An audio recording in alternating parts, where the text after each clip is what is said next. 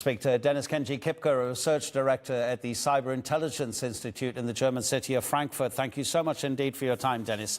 How much does AI make decisions and how much is it left to humans about what to attack and where to attack?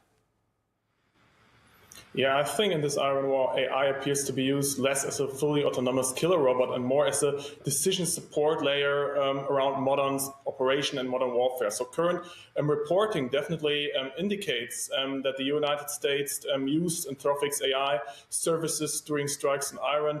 But there are some news agencies such as Reuters that say it could not independently determined the exact battlefield function of these tools. So in generally, the most realistic military AI use cases are definitely intelligence fusion, target prioritization, some kind of battle simulation, as well as drone coordination, sensor analysis, cyber operations, and what I would consider the most important point here are faster command decisions rather than handling final lethal authority entirely to software. And the promise of advantage of AI in military operation is the speed at scale. So militaries want AI because it can sort vast sensor feeds, identify patterns humans possibly would miss, and also shorten the time between detection and response, support cheaper mass uncrewed systems, and make cyber defense more resilient. Is AI still dependent on the human doing the input into the program? Or is AI now able to make these decisions independently of that human input?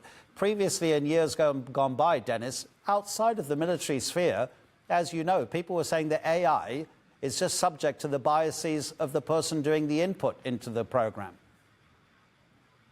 Yeah, that's still a very important point. So AI systems cannot work fully autonomously, and it depends on how good the training data is definitely. And in military scenarios, so far, AI has not been used that much. So we cannot be sure that all the decisions that are being taken with AI, that they are safely, securely, and that we can trust all these AI platforms. So we see the same problems that we see when AI is used in corporate businesses, for example, civil usages, that AI is not a trustworthy environment to deal with all these decisions, and I see a lot of problems upcoming there.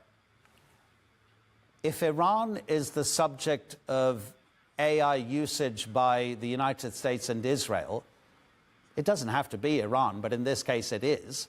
How does that subject, the subject being Iran, counter the AI usage by its enemies?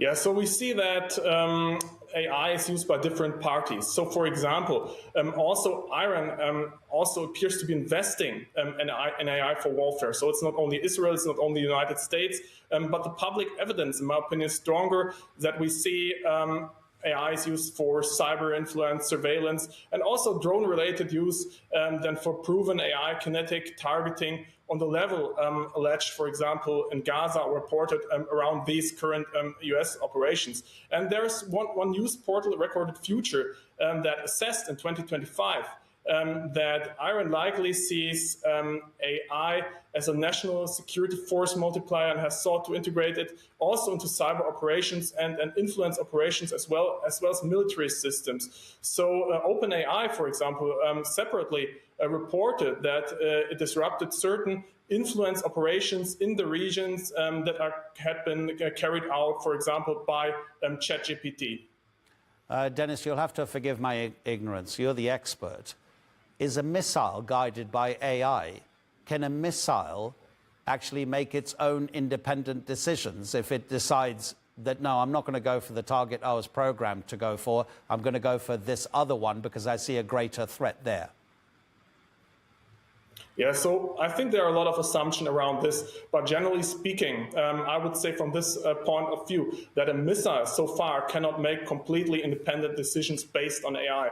So at least we have some kind of human control to choose for the target. And as I mentioned in the beginning, during this Iran war as well, AI has mostly been used for preparation for target prioritization issues, but not as a fully autonomously acting killer device. Dennis-Kenji Kipker, thank you so much indeed, Dennis.